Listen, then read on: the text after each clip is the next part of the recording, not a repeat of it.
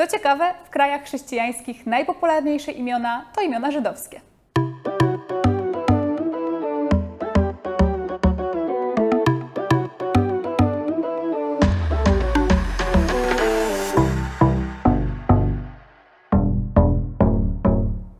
Cześć, tu Agata z kanału Izraelia. Dzisiaj odcinek, o który wielu z Was mnie prosiło, czyli odcinek o imionach biblijnych, imionach żydowskich. I wynika to z tego, że imiona aramejskie i hebrajskie, które stanowią większość de facto imion biblijnych, są bardzo rozpowszechnione w krajach chrześcijańskich, w tym właśnie na przykład w Polsce. Do takich imion, to tak na sam początek, żeby nie zdradzać od razu wszystkich, należą na przykład Anna, Józef, Maria czy Szymon. Już w ogóle w tekście Biblii hebrajskiej znajduje się ponad 2800 imion i każde z tych imion miało jakieś swoje znaczenie. W tamtych czasach etymologia imion miała bardzo duże znaczenie i miała bardzo duże znaczenie przy właśnie wyborze imienia dla dziecka.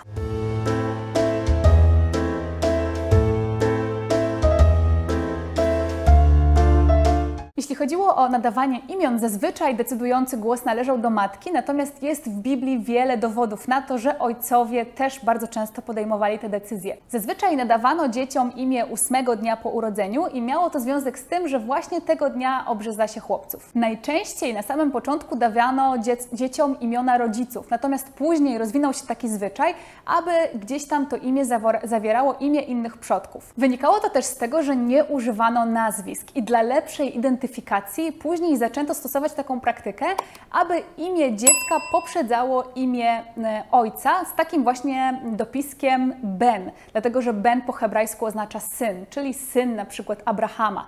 Natomiast jeśli chodzi o język aramejski, to był to przedrostek Bar. Jeśli chodzi o arabski z kolei, to Ibn, nie wiem jak to dokładnie przeczytać, właśnie miałam problem z odnalezieniem dokładniejszej informacji i zastanawiałam się też, czytając o tym na stronie Żydowskiego Instytutu Historycznego, co w takim razie z córkami? Czy córkom też nadawano imiona ojców lub matek z tymi właśnie przedrostkami? Po hebrajsku córka to bat, natomiast nie udało mi się znaleźć informacji w tym temacie. Co właśnie z córkami? Co jest ciekawe, to do dzisiaj stosuje się to połączenie właśnie imienia ojca z wyrazem syn kogoś tam. Na przykład, kiedy wywołuje się mężczyzn do odczytywania Tory w synagodze na przykład, albo w jesziwach.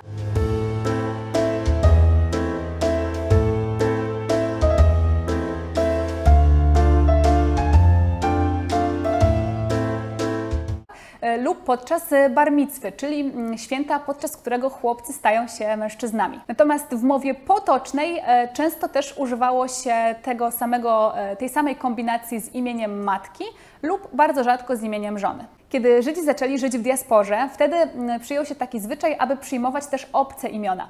Natomiast bardzo często przekształcało się i zmieniało się po prostu brzmienie tych imion. Z kolei po skodyfikowaniu Talmudu rozpoczął się taki zwyczaj, aby rozróżniać przydomki lub imiona używane w życiu codziennym od tych imion religijnych, których używano właśnie w synagodze podczas czytania Tory albo na przykład podczas podpisywania dokumentów w języku hebrajskim. Wtedy, kiedy podpisywało się takie dokumenty, używano już tych imion religijnych. Na przykład Żydzi sefardyjscy używali wszystkich imion z Biblii hebrajskiej, wykluczali tylko te imiona, które były w Biblii przeklęte przez Boga. Z kolei Żydzi aszkenazyjscy zazwyczaj wybierali imiona postaci biblijnych po Abrahamie, natomiast unikali imion, które w Biblii były opisane jako osoby czyniące zło. W średniowieczu rozpowszechniła się taka praktyka, aby stosować przydomki, które były akronimami imion znanych i uczonych postaci. Na przykład imię Rashi był to akronim od słowa Rabbi Shlomo Itzhak, a właściwie Rabbi Shlomo ben Itzhak, bo Ben, czyli właśnie syn Itzhaka.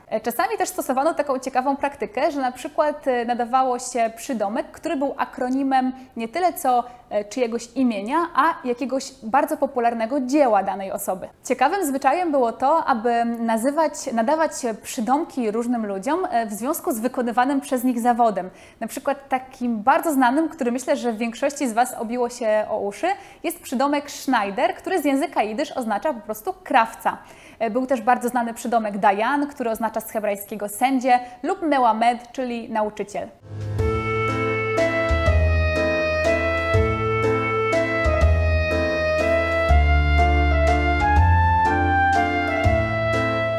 Zabawne moim zdaniem jest to, że dlatego, że żydowskie rodziny lubiły zdrabniać imiona, bardzo lubili mówić do siebie zdrobniale, to na przykład hebrajskie imię Mordechaj z czasem przybierało takie formy jak Mordchel, Morduch, Morduś, Mordka czy Motek. Niestety w epoce nowożytnej prawodawstwo europejskie stwierdziło, że to stanowi problem w identyfikacji i rejestracji ludności, więc zaczęto Żydom nadawać nazwiska i zaczęto ich też ograniczać. Nie mogli już wybierać sobie wszystkich imion biblijnych, które chcieli, mieli właśnie ograniczenia, do których musieli się stosować. Z kolei w okresie międzywojennym próbę uregulowania zapisu żydowskich imion w Polsce podjęła Gmina Żydowska w Warszawie, która powołała do tego specjalną komisję. Wyniki obrad tej komisji opublikowano w broszurce spisu imion żydowskich. I teraz coś, na co pewnie większość z Was czekała, możecie się dowiedzieć, czy Wasze imię jest biblijne, czy jest żydowskie i naprawdę myślę, że większość właśnie będzie zaskoczona. Z takich imion to jest na przykład Elżbieta, Szymon, Jakub, Michał, Jan, Janusz, Joanna, Bartłomiej, Rafał, Maciej czy Mateusz, które pochodzą od Matatiału, Anna, Ewa, imię, które pochodzi od imienia Hawa, czy na przykład Maria, imię pochodzące od imienia Miriam, Magdalena lub Zuzanna, pochodzące od imienia Szoszana, Baltazar, Barnaba, Bartłomiej, Daniel, Dawid, Gabriel, Jeremiasz, Ada, Anita, Daniela, Eliza, Judyta, Marta, Marzena i imię Natan, a z kolei nasza polska forma Jezus pochodzi od skróconej hebrajskiej formy Jeszua. To by było tyle na dzisiaj. Dajcie koniecznie znać w komentarzach, czy Wasze imię znalazło się na tej liście, czy byliście zdziwieni, kiedy usłyszeliście swoje imię, że jest ono biblijne, że jest ono imieniem żydowskim.